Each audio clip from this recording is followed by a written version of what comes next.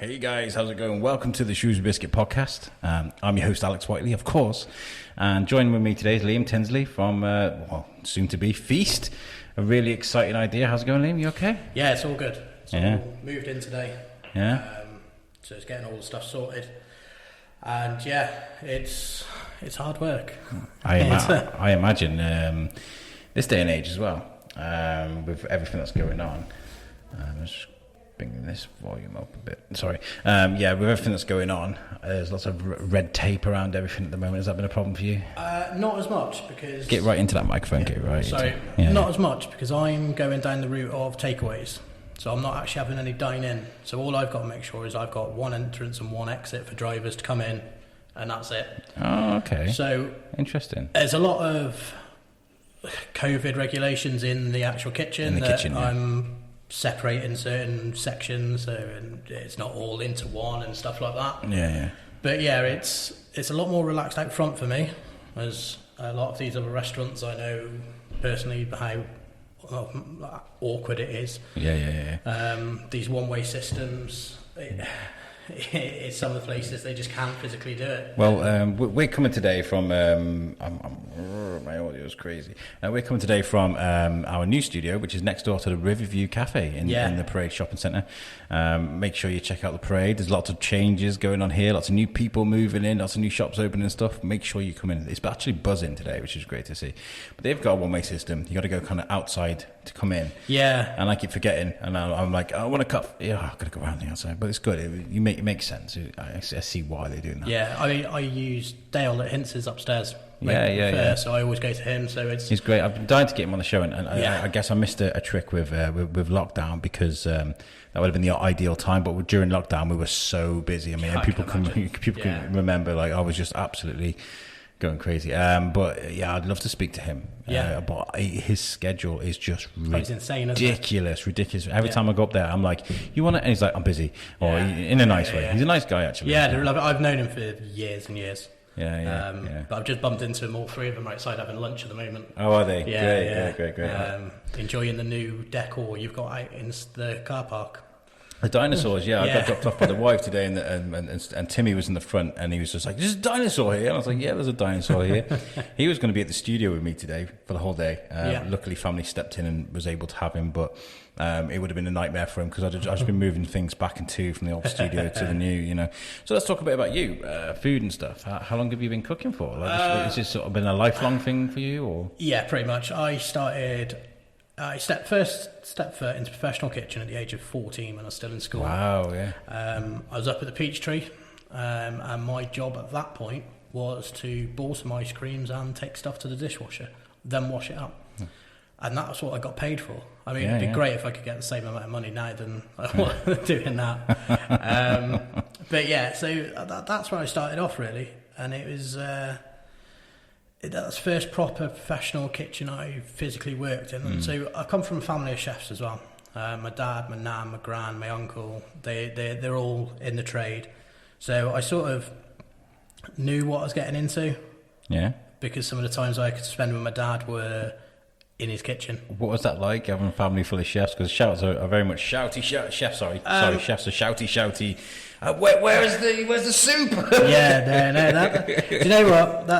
It is true for a lot of people, and it's a hot environment. It's very fast paced, and there's a lot of, especially in decent restaurants with a high standard, you have to put yourself up to. So you put yourself under a lot of stress. Mm-hmm. So no, I can get that, but once they walk out that door, that's it. It's done. Once your service is finished, that you are, it's almost like split personalities. It's a different world, isn't it? It's insane. You work 16 hours in essentially a tin can, potentially sometimes like 30 to 38 degree heat constantly, and then you've got to open your ovens and you've got your grills going, and it's just all a bit sticky. Yeah, I imagine. Yeah, it's not great, but it's what I chose to do.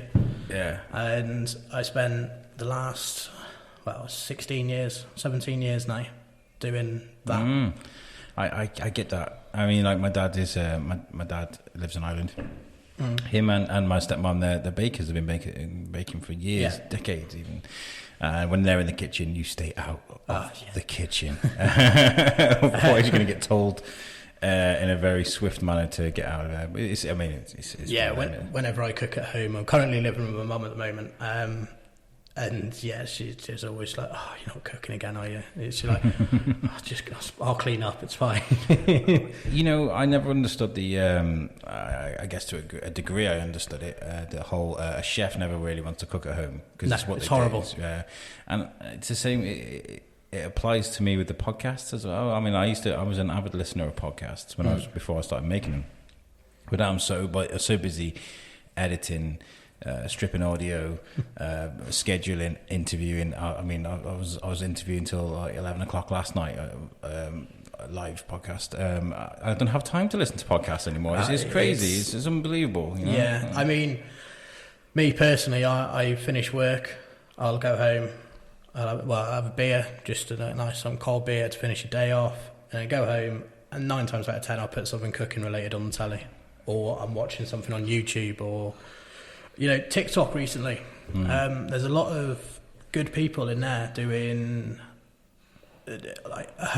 barbecue chefs, for example. They're really picking up on this TikTok platform and stuff like that. And my 8-year-old daughter introduced me into TikTok. Like I didn't have a clue. She was like, "Oh, look at this," and I was like, "Oh, it's just some idiots dancing around."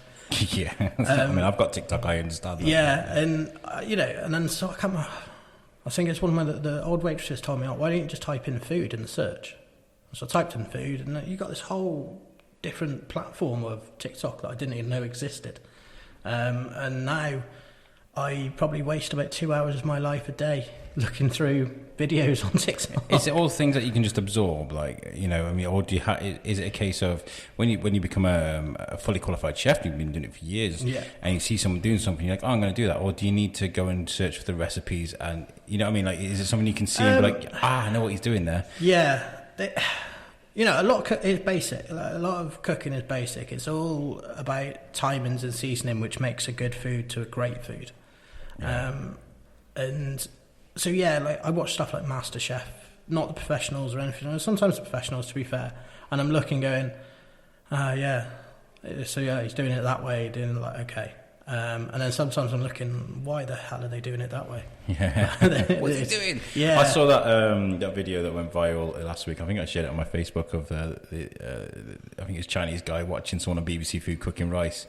And she's draining the rice with a colander. He's like, "Why are you?" And he did the accent. And he's like, "Why are you draining the rice with a colander?" Like, he couldn't understand why she was cooking the way she was. I can't believe I nearly broke out into the accent. That's really bad. Shrewsbury's full of rich culinary geniuses. I mean, we've had Adam Pennell on the show. Yeah. There's Marcus Bean, obviously, who I'm trying to get on the show. Yo, Marcus, come on the biscuit. Yeah. And there's guys from Seasons. There's James Hitchin. There's so many people. Yeah, there is a lot. And I've been lucky enough to work with a lot of them as well. I know Adam quite well, as I always enjoy the food festivals with Adam, because I help with Shrewsbury Shropshire festivals with Beth. I speak to her a lot. And I've been working with Chris Burt for the last 15, 16 years on and off. So he's heavily involved with it, and the bonus of me working with him, I got to do stuff like that as well.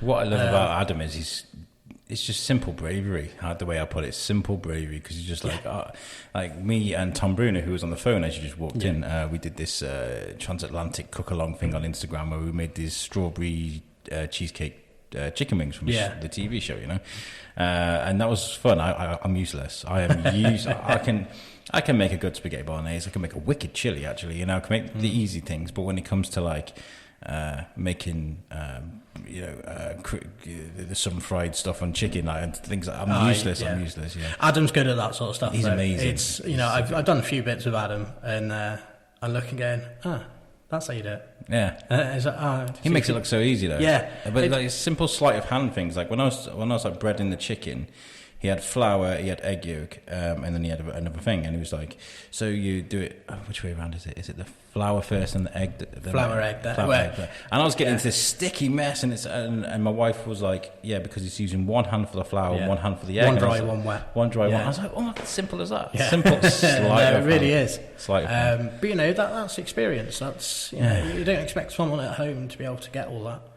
Talking about your chilies, I'm actually doing Mexican. Tex-Mex is my first cuisine I'm doing. Me some Mexican cuisine. I'm basically taking advantage of the fact that we haven't got chiquitos and we haven't got anything restaurant-y. We've got a few people doing Mexican takeaways, but the difference that I'm planning to make is so basically when you order from me, you order a meal and it will come in the box and it's all in the box, cutlery, the lot. So to me, takeaway, you shouldn't have to use anything of your own.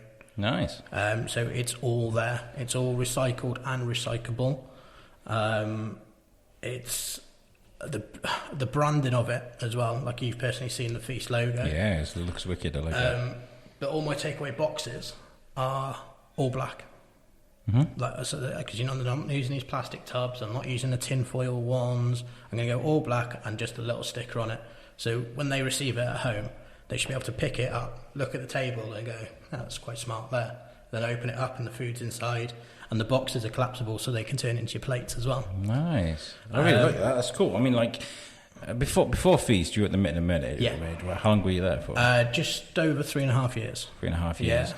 And going from a place where I guess you don't have a lot of, you got to go by a menu. Is it a menu that's put together by you or by the establishment? By me and Chris Burt, who's the exec chef there. Yeah. I was head chef there. Chris was exec chef. So we'd, every 3-4 months when the seasons are changing or we're getting bored. Yeah. We'll sit down and we'll go through all this. Normally it's over a couple of glasses of wine or beer, and then we look at it in the morning and go, oh crap, why the hell did we say that? Yeah. But it's change it up a little bit. And then it was, that place is great because it's busy. Yeah. Which means there's money coming in, which means for a chef, the owners will go, as long as you sell it, put it on. Yeah. So we've got so more freedom. Devices, which is great, and especially for myself, I love messing around with food and different things, and I mean, don't get me wrong, it doesn't always taste nice. Some of it's shocking. I made this, taste it. Oh. Or it's been, I've made this, I'm not even going to give it to anybody. Yeah. It's that bad. Yeah. But that's what trial and error is, isn't it? And I guess like when you fail at putting something together, I guess that falls on the establishment, and I guess there's that kind of, oh no, what have I done? Whereas with Feast, what you're doing now, it falls on you. Doesn't it? It's if it goes right, it's on me. If it goes wrong, it's on me. Which is what I wanted. Yeah. Also, it's quite scary as well. I imagine. Well, the good thing and the bad thing is whatever happens, it's me. So if something does go wrong, it's because I've done something. Not because someone else is doing something, which is a good thing. I mean, especially to start with as well. Like eventually, I'm going to employ people, and the plan is to open multiple kitchens. So it's a dark kitchen. So I won't be doing restaurant food. So the dark kitchens is already happening in places like London and Birmingham and stuff. What's a dark kitchen? What's that? Explain. It's basically a kitchen that's restaurant equipped and all that. So like you would any kitchen in restaurant. But it's essentially not got dining. Okay. It's a unit essentially. Oh, okay. A lot of the cities have built shipping containers and turned them into kitchens, and that's where they'll do expand. So from the outside, like on all the platforms and social media, it's branding as it would as in a restaurant and stuff like that. But you're actually just in your own little unit. It's interesting, really, because like when people like yourself do venture out and do things like that, usually they buy a food truck, don't they? Yeah. And I've just bought one that doesn't move, essentially. Yeah, exactly. Yeah, that's an interesting concept. Yeah. And the idea of Feast as well, the name behind it was, I don't want to be stuck to any certain cuisine or concept or anything like that. And that's what I loved about when you explained to me what you were doing. I was like, oh wow, you can just change the menu. Yeah. Again, like if I'm starting off with Mexican, Tex-Mex to be more precise, because it's a bit more commercial and it's what people want and know. I looked at that menu, I was like, oh my god, burrito, yeah. Absolutely. Yeah, I mean, to go authentic Mexican, I'm going to have to get all these different peppers in, and then I'm going to like grilled cactus. No one's going to order it. Like, there's no point. There'll be a small amount of people who would. But I want to appeal to the masses. I want to appeal to like when the unis are back up and going, that they can order to their dorms and stuff like that, and be comfortable with what they're going to get. They know what they're going to get. Yeah. And then going forward, it's if this does work constantly, then I'll just open another kitchen, and then I'll do another concept from there. Brilliant. What came first, COVID-19 or your idea to go out and do takeaway food? Or did they go hand in hand? So originally, Feast, I wanted a restaurant. But originally what I wanted to do was collaborations and pop-ups. So I did one pop-up in February. Yeah, end of January, February, I can't remember which one it was. At Stock Cafe in the museum. Place. Yeah, big champion of theirs. I love them. Yeah. So I sat down with Mike and I was just like, right, this is what I want to do. Like, can we sort anything out? Because I know they used to do little pop-ups and I know they do events in there. And he was like, yeah, smash it in. And I put it all up. I did, 9 or 10 courses for, I think it was 45 quid, 50 quid. 9 or 10 courses? Yeah. Wow, that's a feast. Yeah, but which is another name, why I'm going down the name. I don't want people to, I want to give them value. And I want them to give them food. Yeah. Like it does, and the idea of the pop-up was I'd be doing nostalgic food. So that in particular one was schoolhood memories. So for me, basically my schoolhood memories. And it was, I did remember the beef ravioli you used to get in a tin? I did my take on that. I did a chicken pot noodle with like all the ramens and stuff like that. Please tell me you did the strawberry cornflake cake they did. No, I didn't. What I actually did for dessert was Pop-Tarts. Wow, okay. Oh. Yeah, it was a mixture between that or chocolate and green custard. Okay. And was that a success then? Was that like a wow, this is what I need to do? Yeah, that was... At first, I've done pop-ups before, I've done events before and stuff like that, but never anything I fully backed myself.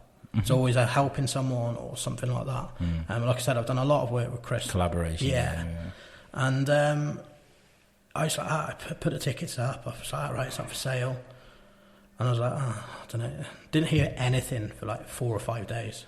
That's the worst, isn't it? And I had a couple of likes and a couple of shares on the post, and I was like, I've paid this deposit, I've got money in this now. And then I think it was like the 7th day I started getting a booking in, and I was like, oh, right, okay. And then all of a sudden I could sit 40, and all of a sudden I had 38 people booked. And I was like, oh crap. This is definitely going ahead now. And then, when it come to the day, I spent 3 days getting it all ready, prepping it and all, because I couldn't use their kitchen because they're still operating. Yeah. So I had to do like bits when I was working at the mitten, and I had to do bits at home, and I was just like, it's like everything, like the fridges at home were just full of stuff that, and it's like I couldn't get my normal shopping in because I had all of this stuff in. But yeah, it ended up being a great success. Like they take the money on the bar, and they made a good money on the bar. I made the money in the kitchen, and more importantly, all the guests loved it, and they said they'd do another one and stuff like that. And then floods happened. Yeah, God. So then I was like, right, March. Beginning of I might as well just call it the beginning of Armageddon. Yeah, pretty much. And then I was like, right, okay, flood in. That gives me a month so I can sort it all out of the mitten. We weren't too bad. I was like, end of March, I'm going to go for. I get Mother's Day and all that out of the way. I'm going to try and get another one in for there. So me and Mike again, I was doing it at Stop again, and it's like, yeah, okay, we'll pencil it in for now, and because I didn't know what holidays and stuff like that I had. And then, COVID happened, and it sort of threw everything out, and I didn't know what to do. I sort of, because I had in my head, look, this is the way I'm going to do it, I'm going to go forward, this is how I'm going to step away and do something of my own. So in my head I was just like, it's all gone. Like, I don't know what to do now. Where do I go forward? I don't. As much as it was great working for the guys at the Mitten, the owners are fantastic. They really do look after you. And, I enjoyed all the boys in the kitchen and all that. It was great. They're all like family. But I'm ready for that next step at that point. Yeah. And then for it all, like a lot of people, for it all just to essentially disappear. I was like, I didn't know where to go.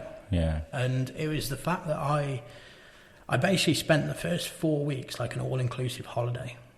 And I was, airport, wake up, I'll have breakfast and a beer because I can. Yeah. And then I was like, after about 6 to 8 weeks of it, I got bored of cooking. I was buying food unnecessarily just to cook, just to keep me in that loop. And I was like, right, okay, I'm just going to order a takeaway. Just do that. And I got it, and yeah, some are great, and then some of them I was just like, it's a bit pants. Yeah. It's like, it's stodgy. Is it a case of celebrating Christmas on every single day? I mean, when it comes to takeaway food, if you've not had a takeaway for a while, you're like, let's have a takeaway. It's nice. It feels great, right? Whereas if you have one every single day, it's kind of like, okay. It kind of becomes bland in its own right, you know? Yeah, no, essentially, I suppose it was a bit of an element of that in it. But to me, it was more, I could do better. And like, not knocking any of the takeaways or anything like that, but you know, I know like the standard I could send it to would be better, and it's not going to be. Does that affect the mind of a chef, like on a day-to-day basis anyway? You know, when you eat out and you kind of, you know, I've asked this with a couple of chefs before. When someone comes to your table, you're like, I would have done that so much different. Yes and no. There's not the element of, if I'm being honest, most chefs are happy for someone else to cook for them. Yeah. It doesn't matter. If you go out and pay for it, then you know it can be a little bit different. Where it's, again, it depends where you go. You go for a 2 for 10, you're getting 2 for 10 food. Yeah. You go to a nice restaurant, you expect nice food because you're paying for it. Mm-hmm. But yeah, in general, you know what? I'm not that much of a fussy eater. I really appreciate when someone cooks for me, and you know, and that's. I think that's the mindset of a lot of chefs. It's good that you can switch that off, because I imagine it being a bit of a curse. If don't get me wrong, there is some chefs out there who have got that ego in it. I'm in the trade there, and they will make a point of saying that they are a chef, and they're the sort of people that just go away. Right? It's just if you're a chef, you know the struggles that people are going through. There's no point being that person. And you know, I like to try and support a lot of people as well. So like all my suppliers that I'm using for Feast are all local independent ones. Good, I hear that a lot around Shrewsbury. And we're lucky in Shropshire, right? Yeah, we are. You know, I'm not saying all my food is the actual ingredients are Shropshire, but it's bought from people who are building a business in Shropshire. Because I can't afford to pay the premium prices of the local farmer down the road to do that. Maybe a while down the road. Don't get me wrong. I intend to go fully local eventually, but you know, at the moment, I just can't. So what I can do is support those independent businesses, which I am doing. So I'm using Corbett's for my butchery in the market hall. Yeah, great. Black Box and the Market Hall have designed a spice seasoning, especially for Feast as well. Wow. So I'm working closely with them, and I'll be getting more spices and stuff like that. And the end goal with that is I want to be able to sell seasonings. Okay. So do the thing that KFC didn't. Yeah. It'd be like, have a secret recipe. Here you go, make your own thing. So, you know, because it's the seasoning I've got, I've spent a couple of weeks tasting, and I've never trying powder all the time is horrible. I've never been through so much water at home in my life. But it's, you know, it's for that whole greater cause, shall we say.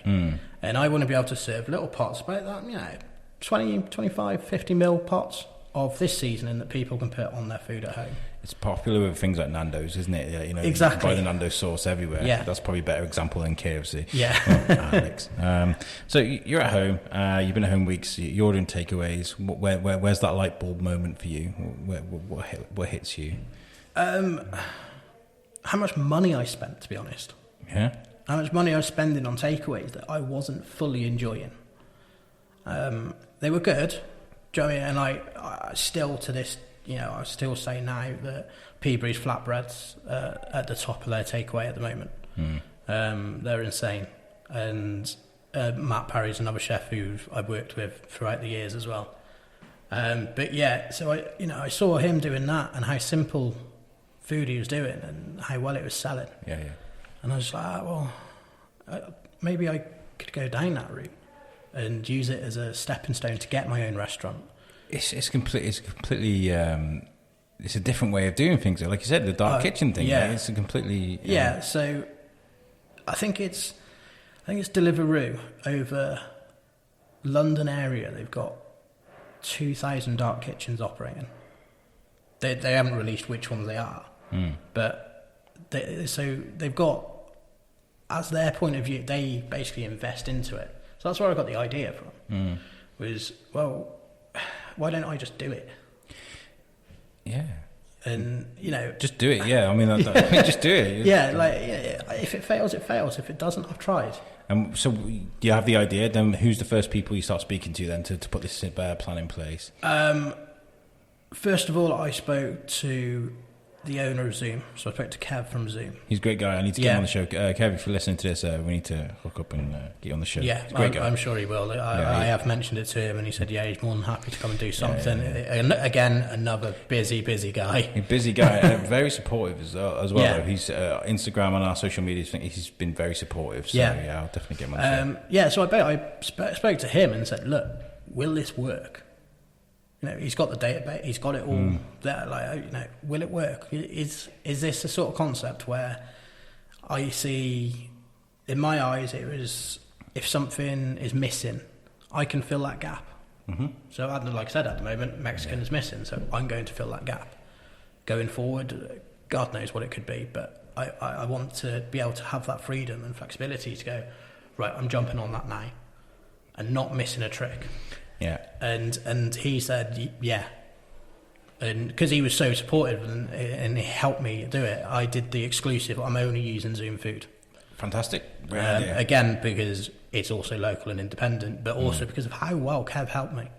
And he knows what you're talking about as well. Yeah. I mean, we spoke to Kev at the driving festivals. We've spoken to him about, you know, how he adapted from, you know, delivering from around a town to cars and he's clever, man. He's clued up, very clued up. So yeah, he's probably the best person to speak to. And then, you know, if it blows up and goes crazy and Kevin's like, I can't do it all, maybe you can expand. I don't know, maybe. That's fantastic. So you speak to him, and then how do you organise something like a dark kitchen? And how do you do that? What do you Basically, just Google where kitchen units are for sale. Okay. Originally, in my head, I was going to rent a kitchen because I knew, coming out at the back end of this lockdown, that a lot of pubs wouldn't be able to afford to carry on their restaurant. Okay, yeah. So in my head, I was going to try and take over a kitchen within a pub or a bar or something like that, and just operate small like that. And then I got this little, I was looking through, and then I remembered that the Shropshire Business Food Hub down in Battlefield next to the Mercedes garage, they do all these units and they've got kitchens in them. Really? So I was just like, just ring up. I thought they're going to be extortionate price sort of thing.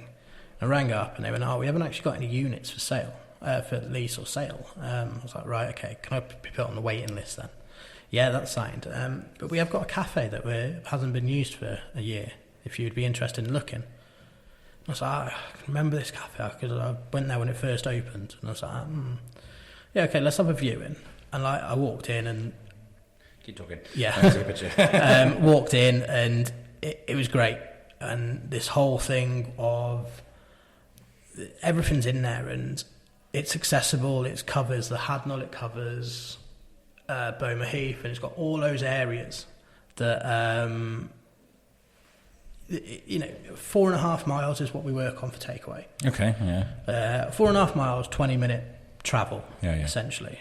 Well, from Battlefield, that covers a lot. Yeah.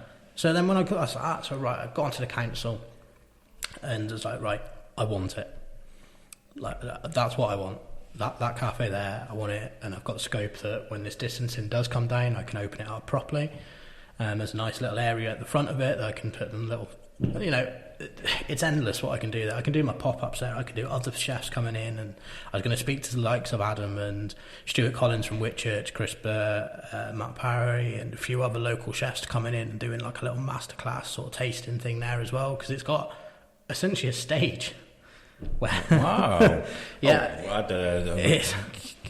We can help you with that. We can get some mics down there and stuff. Yeah. Well, more than that, like I said, it's I want to hook up with local people as I can to support each other and get this whole... How exciting, though, to be like, we've got no units, but we've got a cafe. That's better than a kitchen, well, right? I guess. Yeah, but in my head, I was like, it's going to be like... I don't know, for some I piddly little thought kitchen. like Dinky's Diner. Yeah. And I was like, I'll go and have a look. And then like everything's like brand new. And I was just like, oh, I'm in love. This is where I can too see. good to be true. Yeah, you know when you walk into somewhere and you can see yourself working there, and you can do it, and it was like that moment, and I was just like, I just did the viewing with this woman, and I was just like, halfway through, I went, yeah, I want it. She's like, oh, we've got some other stuff. I was like, look, trust me, I want it. It doesn't matter what you show me now. I want this kitchen. And was it as simple as that? Was it as simple as that? Yeah? No, was it hell? No. There's lots and lots of backwards and forwards, and I've noticed there's a lot of people in the council and stages you have to go through. Hoops to jump through. Yeah, and it took essentially 2 weeks longer to get the keys than it should have. Ideally, I left the mitten on a Saturday, and I was meant to be picking the keys up on the following Tuesday or Wednesday. Well, I've only just picked them up today, which is why I wanted to launch tomorrow, because it's my birthday Saturday, so I wanted to launch on my birthday weekend. And I wanted to just... It was on Saturday, No, it is this Saturday. Oh, happy birthday for Saturday. Thank you. And I wanted to launch, so the Friday the 7th, I was like, that is my launch day. I want to launch that. And then I got the keys today, and I was like, I'm not launching tomorrow. No. I just cannot physically do it. So it's the first... You are literally the first person to know. I am launching next Friday, which is the... This is going to go out on Monday, so it's this Friday then, yeah? So this Friday the 14th is what I'm aiming to launch for. I saw your promotions. You want people to get involved for a good discount as well, just to give it a try. Yeah, so our first 2 weekends that I'll be doing, I am running 30% off. Nice. Well, we're going to get involved. I was meant to start keto again. Wait till next weekend. Yeah, I'm going to wait. No, because I keep doing this thing where I'm like, oh, I'll do keto. I'll do it for a month, and then I'll make a mistake or do something, or some event will come up. But I'm going to like try and just completely change my whole lifestyle, if that makes sense. I keep saying this. People probably roll their eyes when they hear this. But like, I need a complete start date where my whole life is completely changed. Not just for like 6 weeks. I lose my chin, and I'm kind of like, oh yeah, I'm doing all right. I can have a takeaway. It's absolutely fine. And next thing I know, I'm back bad habits. But we're going to take part. We're going to do this. So I'll do some social media things like. No, that'll be everything's much appreciated. Big, little, whatever. It's all appreciated. It is. I like your style, man. I mean, I appreciate that with the lockdown and things, and with the delays of picking up the keys, the hoops you've had to jump through. That it's taken a lot longer for you. So it's a case of I'm doing this thing. When are you doing it? When are you actually doing it? Just imagine it. So. Yeah, that's pretty much what I've had for like the last week. I've had people messaging me going, "Oh, when are you up? Can we order from you this weekend?" And it's like, no. Oh, when are you doing it? I don't know. Leave me alone. Just like you almost just wish I could disappear for those 2 weeks and like not have anything. But it's I'm in there now, and I'm determined to have it Friday, and we're. Got a few little test runs to do first, but I am 90% sure I am fully launching that Friday. So this Friday coming, guys. As you're listening to this now, as it's been released, this isn't the end of the interview, by the way. I usually just at the end I want to carry on talking to you, but like, where can people find to order food from you? Yeah, so I'm exclusive to Zoom Food. So you just download their app, and I'll be on there. Big sign saying feast. Yeah, so the logo's all graffiti on the wall. Yeah, it's nice. It's really cool. All spray painted, all ghetto grungy sort of. Yeah. Not taking life too serious. Which is what I'm trying to bring, that fun elements of food as well, because food is fun. Yeah. I spoke to Adam Pennell a couple of times actually, but we were talking about how food is essential to culture. Like, from as soon as we start communicating with each other as human beings, or humanoids, I guess, we've sat around a campfire with some sort of elk court. It's convention, isn't it? It's convention. I also think as well, like the reason I want to bring that restaurant food to the standard to your home is, I think people are scared about going out and it being too pretentious if they want some nice food. So as a family, and not everyone, but I think there's an element of it. But what I want is to, like, you've got this big table here. Yeah. I want all my feast food in the middle as a feast. Like a tapas type. Yeah, a huge food in the middle, like Henry VIII style. Yeah. And, everybody just picking in. Just dive in. Well, I can do the whole Robert Baratheon sat at the end of the table, from chicken bones to the dog. That sounds because that is important, isn't it? Especially when it comes to like special events, families get together, things like that. We've got the Shropshire virtual show coming up at the moment, the 22nd of August. We want to encourage people to, make a moment, make a great day out of it. Order some food in, and get out in the garden, get the family around. That's part of your bubble. Yeah, Beth did actually message me about it, see if I was interested in doing that. But again, because I didn't know where I was going to be with this, you're just dipping your toe in the water, aren't you? And she said, they've got a slot on the Saturday the 22nd at 1:00. I was like, well, I don't know. Because if I'm busy, then like hopefully I'm too busy to even see anybody else as soon as I do it. But I can't guarantee that time to do it, so I couldn't commit myself to it. And you're just starting out. People can't judge you on that. It's going to go well. What I would suggest, with you starting up and you're launching on Friday, do some like vlogs, like get some let people see your process. This is us cooking the food. This is us handing it to the delivery guy. This is the delivery guy giving it to the, you can send it to me if you want, and they can record me receiving my box, and we can put it all together. Because I think people are getting used to the idea now since lockdown. When the Seven Social started doing their drive-through thing, which is fantastic, by the way. I was straight away, I was like, I'm trying this, and it was fantastic. And now there's other restaurants doing that, Seasons, they were doing their thing. But people want that restaurant quality food to their house, but people might be cautious about it. So it'd be good to see the process. So it's funny you said that, because I don't know if you've seen recently, I'm trying to boost my Instagram followers and stuff like that. Yeah. And that's because I'll be doing those sort of clips on there. Yeah. So great. It'll be clips of me putting food together, the processes of me cooking, what we're doing, and I'll be going down that route of, like you said, I didn't really think of it as a vlog, but I suppose it is, isn't it? Well, yeah, even the 15-second TikTok things are vlogs. Yeah, I am getting into that, and what I am realising, to keep on this social media, it's a lot of hours, isn't it? Yeah. Social media is like another job. I'm lucky that I've got a team of people around me, I've got Dee sending me messages because I'm sending it to Much Wenlock to do things, and then I've got on USUC, I've got people sending me stuff that they're doing as well, but it all comes to me. It all comes to me, and it's demanding as well. When you say to someone like today, I've got a vlog I'm meant to be releasing from the museum. Timmy did. I haven't finished it yet. It will have to be out today because I've told people. You don't want to look stupid. Well, this is the thing why I've literally left it till I've got the keys in my hand to say when I'm actually opening them. Because I just couldn't. I didn't want to look an idiot. Yeah, well, of course. And I didn't want to essentially let other people down as well. Like if they are expecting to have that food that day, and I'm not ready. Well, it's letting people down, and I don't want that. Like I said, I want the fun again. I want people to have the food and go, yeah, okay. And eventually I will be putting together a party pack. So a family of 2, 4, 6, 10, whatever. And I'm speaking to some locally independent craft beer people.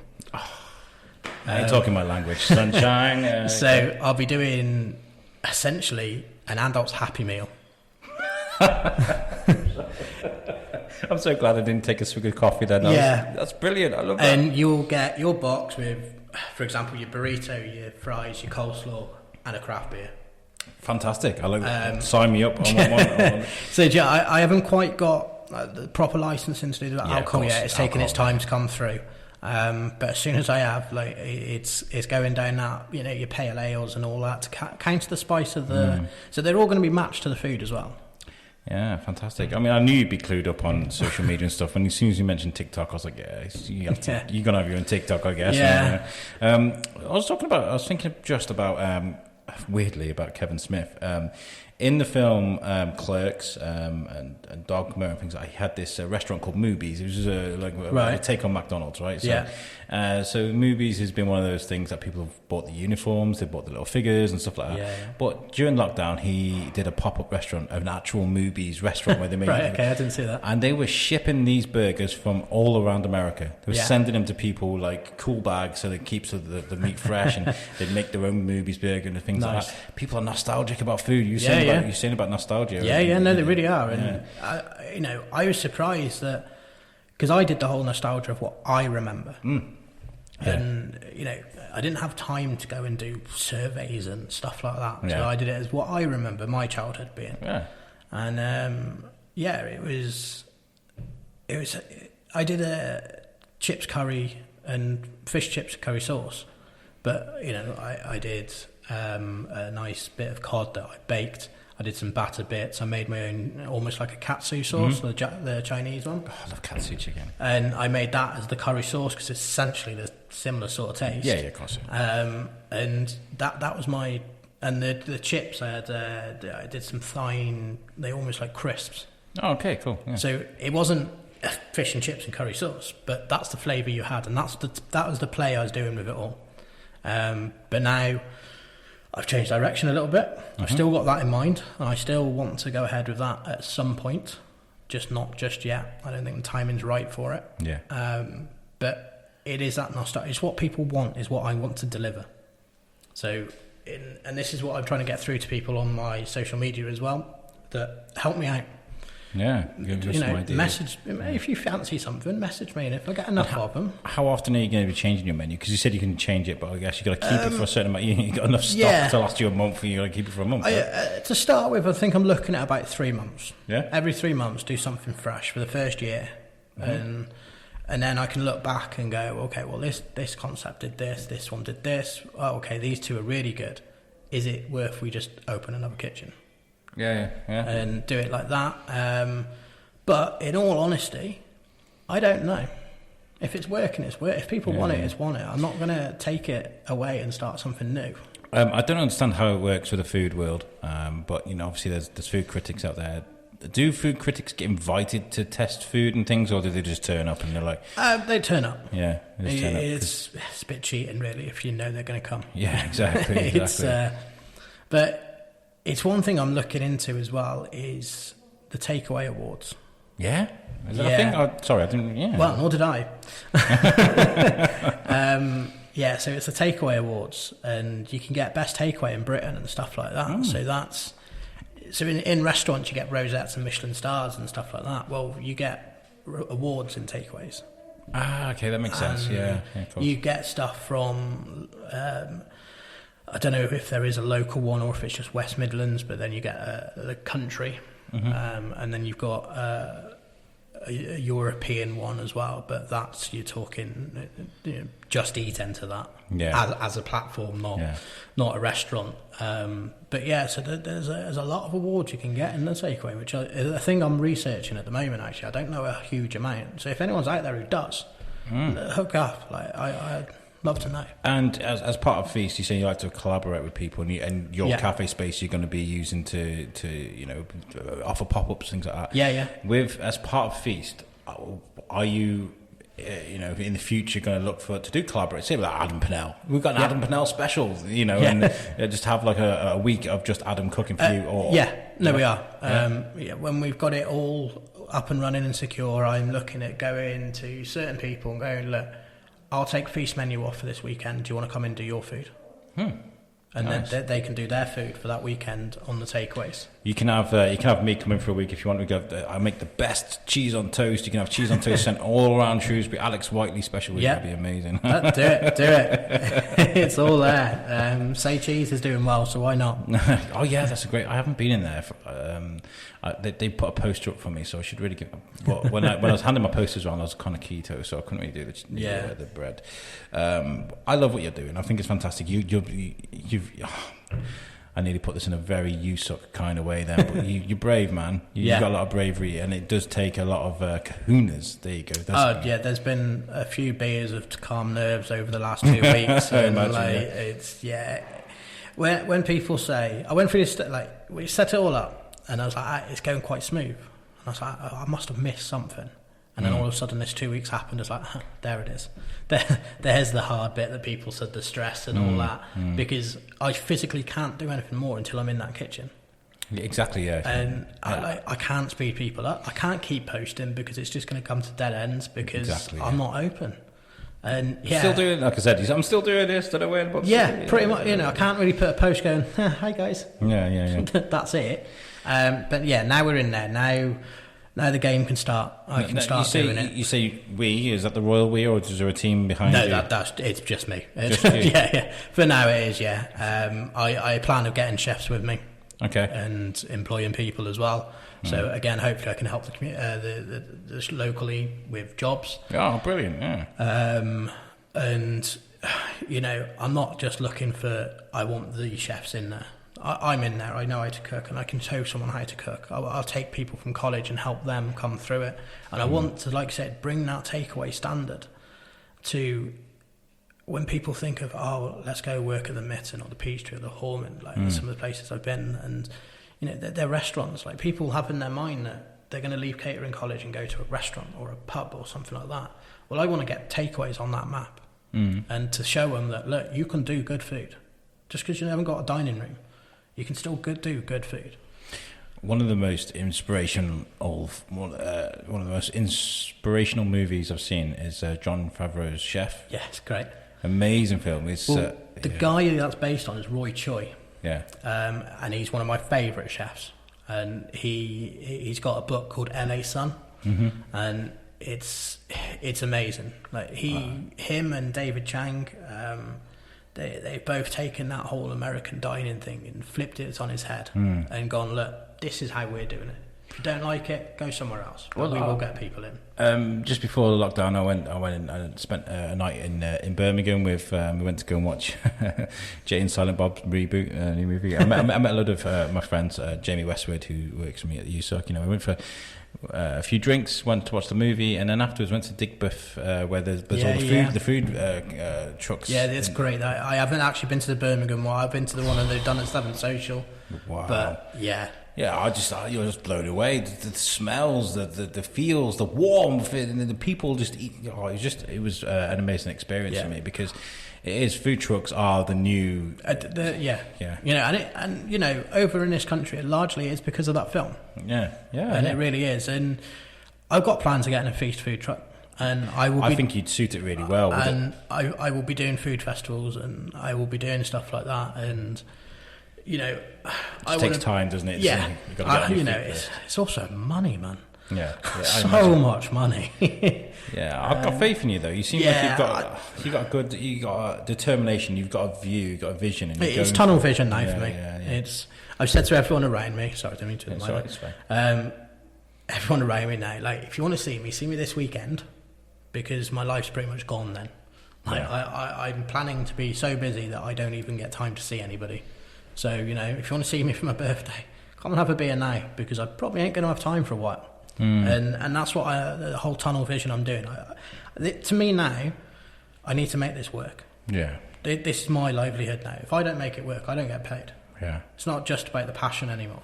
It's the name, though, as well. People see Liam Tinsley, they want to see that your name's attached to something that's successful. This is also a reason why I've left my name on the branding. Because I want to be people, yes, they'll know Feast is mine, but to someone who doesn't, well, there's my name. Yeah. Do what they call research now, which is social media. Yeah. Go have a look at the places I've worked. You can see that I've worked in nice and good places, so you can trust my food coming to you. Yeah.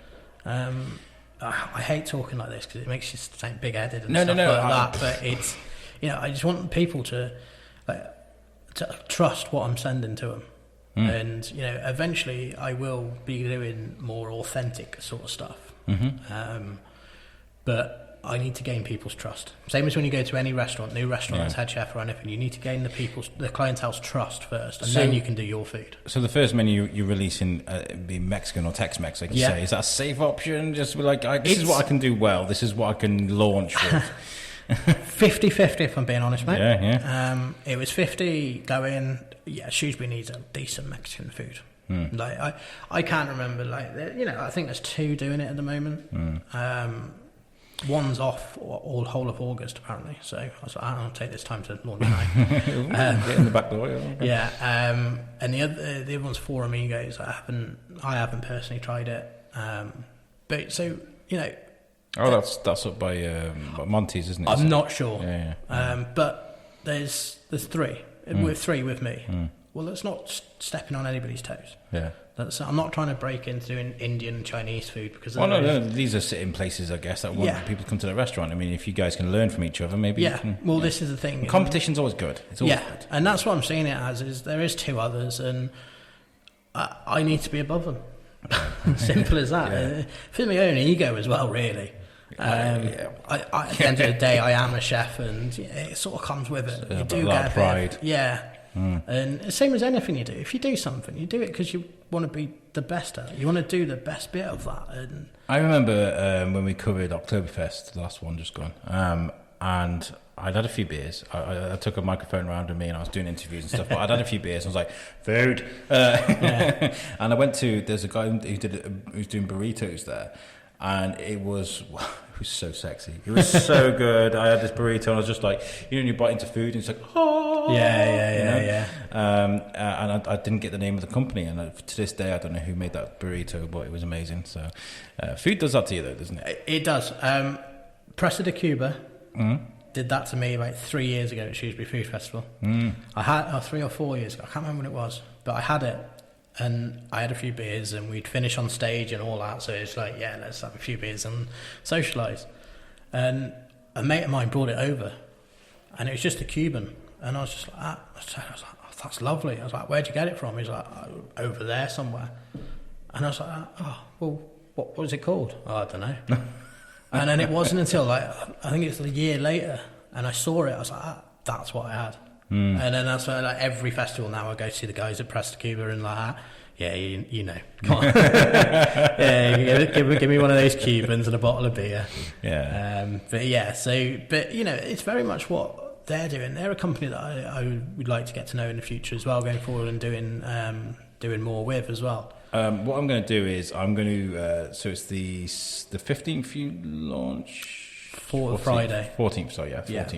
I'm going to save it on my phone now because I'm going to do this. I'm going to order some food off you. We're going to do like a vlog, unless it's going to be a lot of pressure for you on your launch day. You do it. You do it. It's pressure. Chefs need pressure. Okay. They definitely do. What we'll do is we will order from you, and we'll do like a little vlog. That'd be perfect. I'll do like how people do like these openings of a PlayStation 4 limited edition. I'll do the that excitement. People looking in on other people opening stuff gets them intrigued. Well, that's what I want to do with this boxing. That's why I've gone all black everything with a little sticker that you just have to peel off, and then you lift it up to reveal your food, as if it's some sort of Christmas present. Yeah. Well, that's what I want. Yeah. And and that's that fun element. I wanted to because it's all black. You can't see in it. You can't see what it looks like. So when you really do open it, you're like, oh wow. And that's what I want. You've taken a lot of time into looking at your branding, your image, the black box, down to the amazing detail, right? Yeah. And I've got every faith in you. And when you launch, we'll help you out. I encourage the listeners, follow these guys follow Feast. Look for the graffiti on the wall, very funky, and give them a follow on Instagram. Yes, much do. Yeah, and with Zoom as well. Zoom is a local company. Download their app. You want to support someone like Zoom rather than Just Eat because they're local. Yeah. Download their app. Thank you so much for joining me. No worries. It's a pleasure being awesome here. Talking really to you. Good. And I would love to speak to you in, say, 6 months' time. We'll get you back on the show. We'll find out how things have gone for you. Hopefully, I'll be too busy, but I'll put it in there. I hope so too. Listeners, I hope you enjoyed that. That was a really good conversation, actually. I would like to give you guys the opportunity to give us a follow on Instagram as well. We have and on Facebook, on all socials, the Shrewsbury Biscuit Podcast, of course. Make sure you check out our website, guys, which is www.theshrewsburybiscuitpodcast.co.uk. Which is lovingly made for us by our friends at Web Orchard. You can access all of our audio, and you can contact us from that website too. If you want to get involved with us, if you've got any suggestions, if you want to come on the show, drop us a line. We'd love to hear from you. Thank you very, very much again, Liam, and we'll catch you guys next time. Peace out.